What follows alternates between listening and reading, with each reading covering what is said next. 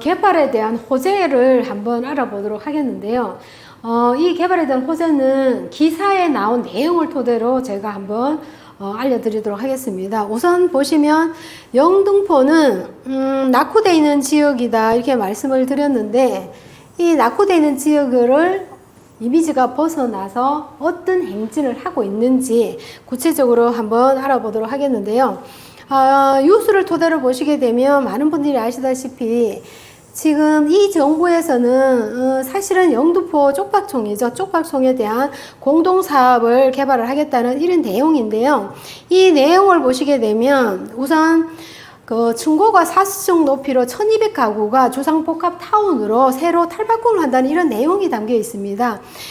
영등포는 과거에 굉장히 열악한 지역으로서 소문난 지역이고, 이 지역을 이제는 개발을 시작점을 올렸기 때문에 많은 분들은 이런 개발 사업을 다 알고 계시겠지만은, 구체적으로 이 기사를 보시게 되면 다 나오는 내용들을 한번 토대로 제가 다시 한번 강조를 드리고 싶은 것은, 영등포는 이제부터 시작이라 보시면 되겠죠. 그러한 지역을 검토를 하고 찾기가 요새는 정말 쉽지가 않습니다. 왜냐하면 과거에 저평가되어 있고 과거에 열악한 지역을 중심으로 개발을 하기 때문에, 이러한 지역을 정말 관심 가지고 눈여겨보신다 그러면 많은 분들이 이 지역이 어떻게 발전을 하고 어떤 식으로 도시가 형성이 되는가를 첫 번째 보시면 아무래도 교통과 개발 사업이 우선적으로 부동산에 대한 가치 상승의 영향이 굉장히 크기 때문이라고 보시면 되겠는데요. 우선 이 지역을 한번 보시면 무엇보다도 각종 호재가 많은 지역이다 이렇게 보시면 되겠죠. 이 지역이 개발 발표 이후에 보시게 되면 영등포 프로지오, 영등포 아트자이라든지 물레자이, 이런 아파트가 매물이 감추어지고 없다는 것은 그만큼 가격적으로 오르고 메리트가 있기 때문이지, 공급에 대한 수요를 비교를 하신다면 수요가 월등히 많지만은 이제는 집이 나올 수 있는 이런 없다는 거죠. 그만큼 가격이 계속 상승이 된다 이렇게 말씀을 드리는 거죠. 쭉 내용을 보시게 되면 가격적으로 이제는 뭐 다 영등포가 10억이 넘었다 그러면, 과거에는 그 지역은 무슨 10억씩이나 이렇게 얘기들 많이 하시겠지만은, 지금 이렇게 보시면 평균적으로 서울시의 아파트 가격이 9억 중반대이기 때문에 보편적으로 10억 이상이 다 자리를 잡고 있는데, 그 중에서도 영등포도 하나의 그 위치에 있다 이렇게 보시면 되겠고요. 특히 9억 이상의 고가주택이 많이 밀집되어 있는 것이 과거에는 강남이었다 그러면, 이제는 전반적으로 어느 지역이든 9억이 중반이기 때문에 이 평균 가격이 9억 중반 가격이 형성되다 보니까 고가주택이 다 포함이 되어 있는 이러한 지역 중에 한 곳이 바로 영등포도 포함이 되어 있다 이렇게 보시면 되겠고요. 특히나 영등포가 이러한 뉴스를 자꾸 접해보시게 되면 개발 사업으로서 굉장히 많은 이러한 이루어지고 있는 지역 중에 한 곳인데, 그 중에서도 영등포가 보시면 낡은 이미지를 벗어나서 정부는 규제를 저울질을 하고 있다. 이게 무슨 뜻일까요? 그 지역을 개발하다 보니 집값이 상승을 했는데 정말 가파르게 개발이 이루어지는 대가라고 보시면 되겠습니다. 이 대가 지역에 얼마 없죠. 서울시에서 보시게 되면 그런 지역 중에 한 곳이다 이렇게 말씀을 드릴 수 있겠고요. 특히나 영등포 같은 경우에는 많은 분들이 궁금해 하시고, 지금도 보시면 영등포가 과연 그렇게 될까? 아직도 눈에 안 보이는 개발 사업이 굉장히 많은 곳이 영등포인데요. 이 지역 중에서도 양평동을 중심으로 이러한 개발 사업이 많이 이루어지고 있다 이렇게 보시면 되겠고요. 지금 제가 준비한 영상을 보시게 되면 과거의 영등포가 아니라 현재의 영등포 영상입니다. 영상을 참고하시면 조금 더 디테일한 면이 와닿지 않을까 싶습니다.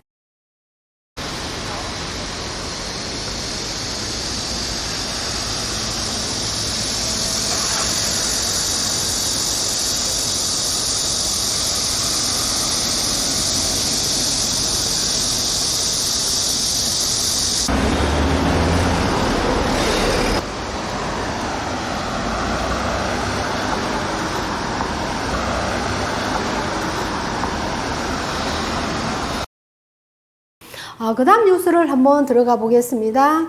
그 다음에는 그 쪽방촌에 이어지는 집장촌인데요. 집장촌 역시 개발에 대한 메리트가 굉장히 많은 지역 중에 한 곳이기 때문에 쪽방촌이나 집장촌은 그만큼 개발 사업이 다 이루어지고 있는 곳 중에 한 곳이다, 이렇게 말씀을 드릴 수 있겠고요.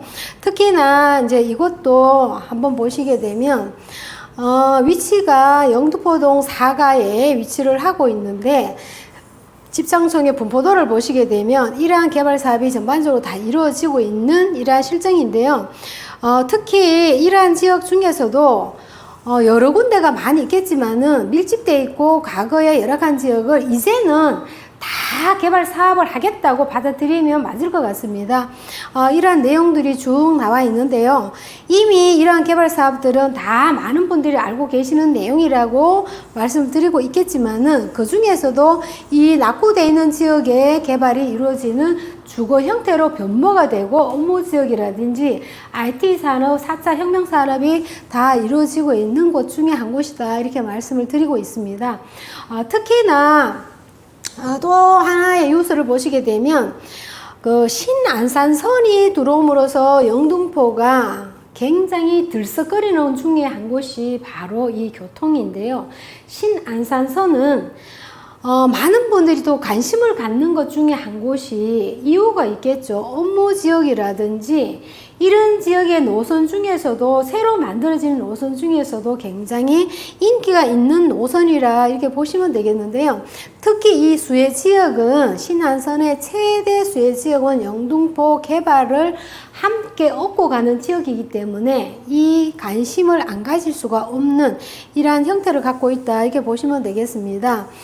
시간을 한번 볼까요? 저희가 신안산선에 들어오면 이 시간적으로 굉장히 메리트가 있을 수밖에 없는 것이, 2024년도에 개통이 되는데 안산에서 여의도까지 이동하시게 되면 지금 현재 1시간 30분에서 30분이 단축되기 때문에 이 단축되는 만큼의 직주 근접성이라든지 교통의 원활함이 받쳐주는 이 교통의 호재가 있어서 굉장히 많은 메리트가 있다, 이렇게 보시면 되는데요. 지금 이 신안산선에 지나가는 노선을 표를 보시게 되면 굉장히 관심이 여의도와 영등포가 같이 들어가 있다는 점, 이 점을 더 강조를 하고 싶고, 또 여의도는 9호선과 함께 또 신안산선, 영등포 역시 마찬가지 1호선과 5호선, KTX 이런 노선들이 복합되어 있기 때문에 좀 더 원활한 교통량을 접근성이 아주 좋아지는 이러한 내용이 담겨 있다, 이렇게 보시면 되겠습니다.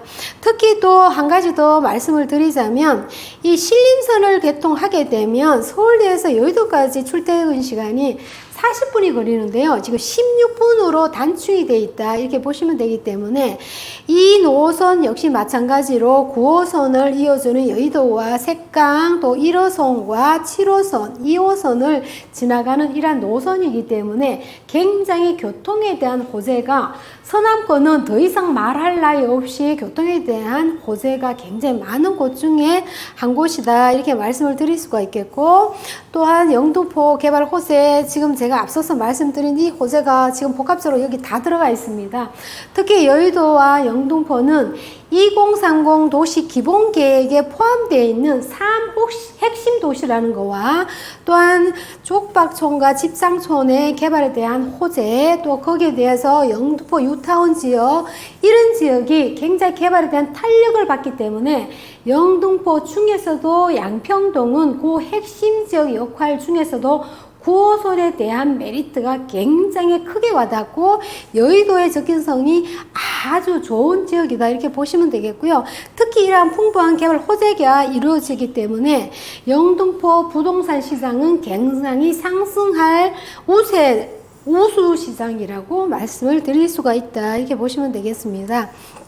특히나 이제 실거래를 이렇게 보시게 되면 아파트도 굉장히 경쟁률도 뛰어날 뿐만 아니라 향후에 이루어지는 이런 영등포 지역은 지금 발전을 거듭할 수밖에 없고, 지금 3 핵심 중에서도 굉장히 관심 갖는 것 이유는 낙후돼 있고 저평가돼 있고 아주 개발에 대한 호재가 굉장히 풍부하다는 것을 다시 한번 말씀을 드리고요. 지금 마지막으로 제가 정리를 한번 더 해드린다면 이 선유도역을 중심으로 해서 말씀드리고 싶은데, 특히 이제 선유도역을 보시면 26만 제곱미터를 업무 시절에 본격적인 개발이 시작이 됐습니다. 이게 신문일보에 나온 기사가 5월 22일 날 지구 단위 계획으로 지정했는 이러한 내용인데요.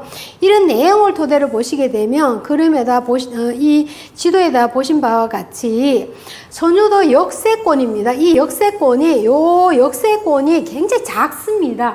작은 이 지역이 지구 단위 계획으로 다 개발을 하겠다는 의미로 이미 지구 단위 계획을 지정을 했는 구역인데, 이 지정을 보시게 되면 이 부분이 지금 아파트 대한 재건축 지역이죠. 요 재건축 부지라고 보시면 되고, 이 나머지가 다 지구 단위 계획으로 개발한다는 이러한 지역인데, 무엇보다도 제일 중요한 건 이 한강에 대한 접근성이 굉장히 뛰어나고, 바로 옆에 보시면 여기가 여의도죠.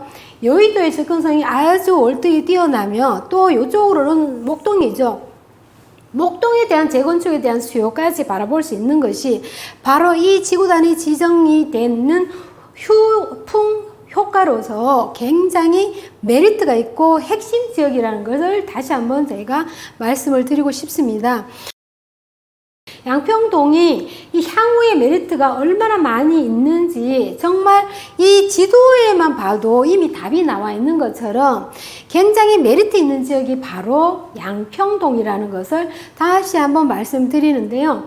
이 보통 보면 투자를 하시는 분들은 아파트에 대한 투자 메리트를 굉장히 크게 가지시고 다세대나 오피스텔 같은 투자에 대한 메리트를 굉장히 작게 가지시는데요. 지금은 정부에서 정책적으로나 제도적으로 보시게 되면 아파트에 대한 규제가 굉장히 강화가 됐고, 다세주택이나 오피에 대한 규제는 그것보다는 굉장히 완화가 되어 있는 상태이기 때문에 요즘은 이게 다세대나 또 오피에 대한 투자자들이 많이 몰린다는 뉴스를 많이 접해보셨을 겁니다. 거기에 대한 메리트가 지금 지구 단위 계획으로 지정이 되어 있는 지역 같은 경우에는 다시 건축에 대한 허가 행위가 제한이 되기 때문에 다른 지역에 비해서 주택에 대한 희소 가치라든지 공급량이 굉장히 작은 지역이기 때문에 거기에 대한 또 메리트를 꿈꿔볼 수 있다는 것이 다시 한번 생각을 해볼 수 있는 부분이라고 보시면 되겠습니다. 특히 이제 투자를 염두에 두신 분들 같은 경우에는 때로는 지역적으로 차이가 두는 것을 보시게 되면 같은 영등포 지역이라도 지하철 노선에 따라 공급이 굉장히 많은 지역이 있고 공급이 굉장히 작은 지역이 있습니다. 작은 지역에 투자를 하게 되면 그만큼의 희소성이 높기 때문에 나중에는 메리트가 훨씬 높을 수밖에 없는 거죠. 수요보다 공급이 많으면 당연히 차이가 날 수밖에 없고, 모든 것이 힘들어진 시장은 임대 시장이 또 좌우를 하기 때문에, 하지만 양평동 같은 경우에는 공급에 대한 희소 가치가 굉장히 작은 지역이다. 허가 제한이 들어갔기 때문에 건축 행위를 할 수 없기 때문에 더 이상은 신축이 굉장히 힘들죠. 당연히 그렇다 그러면 공급이 굉장히 작을 수밖에 없고 수요는 굉장히 높습니다. 특히 선유도역을 중심으로 해서 이렇게 보시게 되면 기업들이 굉장히 많이 있죠. 특히 대표적인 기업이 롯데 계열, 롯데 병사들이 굉장히 이제 다 이주를 해서 여기서 근무자들이 굉장히 많기 때문에 수요에 대한 메리트가 굉장히 많고, 와서 보시게 되면 지식산업센터죠. 이런 지식산업센터가 굉장히 많이 들어와 있습니다.